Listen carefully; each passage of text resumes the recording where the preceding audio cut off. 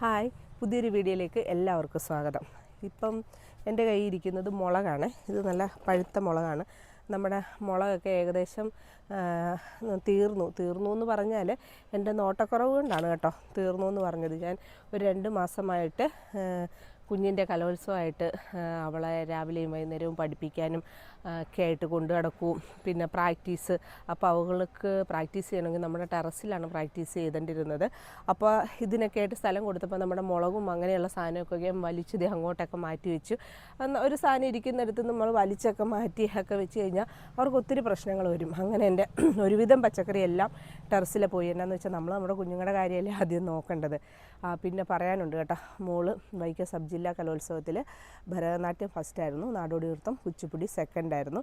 പിന്നെ ഭരതനാട്യം നമ്മൾ കോട്ടയം ജില്ലാതലത്തിൽ പോയി A ഗ്രേഡ് ഉണ്ട്. പിന്നെ കലോത്സവവുമായി ബന്ധപ്പെട്ട് ആധികാരികമായിട്ടൊന്നും ഞാൻ പറയുന്നില്ല. എന്തായാലും A ഗ്രേഡ് ഒക്കെ കിട്ടിയിട്ടുണ്ട്. അസലായിട്ട് ചെയ്തു കേട്ടോ കുഞ്ഞ്. നല്ല ആ വേദിയിൽ ഏറ്റവും കൂടുതൽ കയ്യടി നേടിയ ഒരു പെർഫോമൻസ് ആയിരുന്നു മോളുടേത്.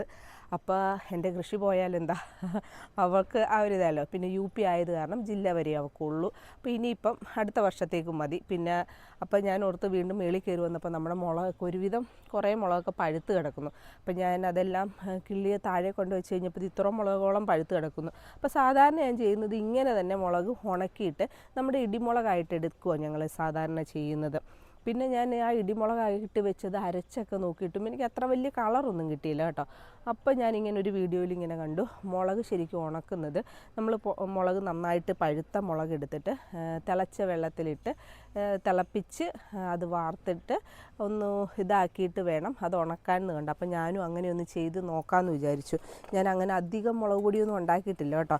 അപ്പോൾ എനിക്കിതും ഇതുപോലെ തന്നെ കുറച്ച് നമുക്ക് താഴെ ഇരിപ്പുണ്ട്.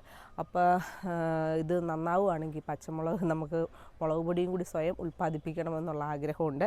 അപ്പോൾ ഇതെന്തായാലും ഞാനൊന്ന് പുഴുങ്ങിയിട്ട് വരാം. ഈ മുളക് പുഴുങ്ങിയിട്ട് ഇതിൻ്റെ മുകളിലിട്ട് ഉണക്കാമെന്നാണ് വിചാരിക്കുന്നത്. അപ്പോൾ പുഴുങ്ങാൻ പോവാം. അപ്പോൾ ദേ എൻ്റെ വെള്ളം തിളക്കുന്നുണ്ട്.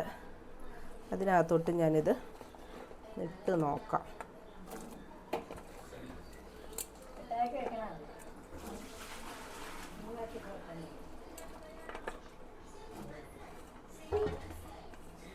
ഇതിനകത്ത് മോശം മുളകുണ്ടല്ലേ ഇത്. അപ്പോൾ ദേ ഞാൻ തിളച്ച വെള്ളത്തിലൊക്കെ ഇട്ട് മുളക് കൊണ്ടുവന്നിട്ടുണ്ട്. പക്ഷേ തിളച്ച വെള്ളത്തിൽ ഇട്ട് കഴിഞ്ഞപ്പോൾ മുളകിൻ്റെ കളറൊന്ന് കുറഞ്ഞോട്ട് തോന്നുന്നുണ്ട് കേട്ടോ. നല്ല റെഡായിരുന്നു അതൊക്കെ, ദേ ഓറഞ്ച് കളറ്. എന്തായാലും നോക്കാം, നമ്മൾ പരീക്ഷണമല്ലേ, നമ്മുടെ വീട്ടിൽ തന്നെ സാധനം. അപ്പോൾ നോക്കിയേക്കാം. എന്തായാലും പച്ച ഉണക്കിയിട്ട് ഞാൻ എടുത്തിട്ടുണ്ടല്ലോ, എനിക്ക് വേറൊരു രുചിയാണ്. പിന്നെ വേറൊരു സംശയം, എനിക്ക് ഈ മുളക് തിളച്ച വെള്ളത്തിലിട്ടാണ് വരുന്നതെങ്കിൽ ഒരിക്കലും നമുക്കതിൻ്റെ ഇത് അരി നമുക്ക് കിളിപ്പിക്കാൻ പറ്റിയല്ലോ. പക്ഷേ നമുക്ക് കടയിൽ നിന്ന് മേടിക്കുന്നതിൻ്റെ അരികൾ നമുക്ക് കിളിപ്പിക്കാനും പറ്റുന്നുണ്ട്.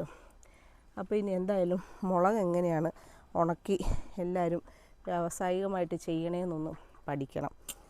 എന്തായാലും നമ്മുടെ വീട്ടിൽ ഈ സാധനം ഉണ്ടല്ലോ, നമുക്ക് സ്വന്തമായിട്ട് തന്നെ ഉണ്ടാക്കുകയാണെങ്കിലേ. എന്നാലും ഇപ്പം ഞാനിങ്ങനെ ചെയ്തിട്ടുണ്ട്.